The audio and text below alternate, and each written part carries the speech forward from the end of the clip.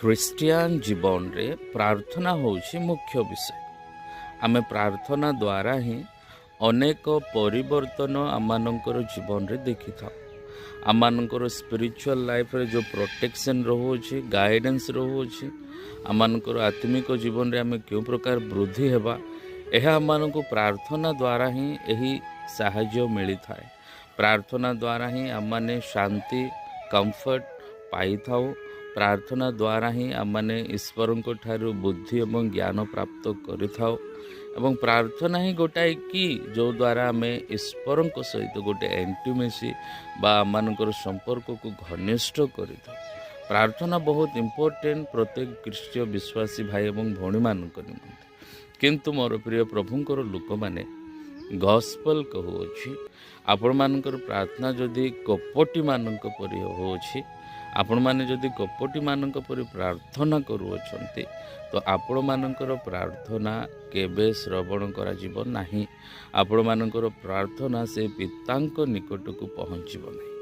ଯଦ୍ୟପି ଗୋଟାଏ ସୁନ୍ଦର ଗୀତ ଅଛି, ପ୍ରାର୍ଥନା ବିନତି ଉପର जाती है, उत्तर लेकर नीचे आती है।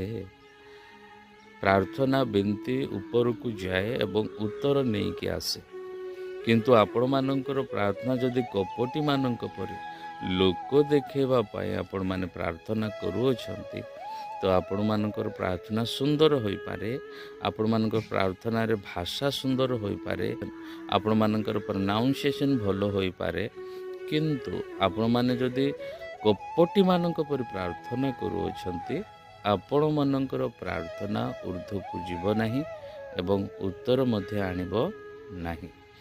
ମୋର ପ୍ରିୟ ପ୍ରଭୁଙ୍କର ଲୋକମାନେ, ଆପଣମାନଙ୍କର ସ୍ୱଭାବ ଯଦି ଏହି ପ୍ରକାର, ତ ଆପଣମାନେ ଆପଣମାନଙ୍କର ପ୍ରାର୍ଥନାରେ ପରିବର୍ତ୍ତନ ଆଣିବା ପାଇଁ ଚେଷ୍ଟା କରନ୍ତୁ।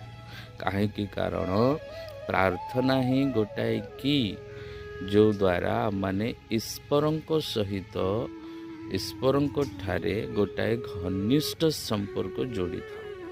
ଈଶ୍ୱରଙ୍କୁ ଆମମାନଙ୍କର ଆତ୍ମିକ ଜୀବନରେ ଅନୁଭବ କରିଥାଉ।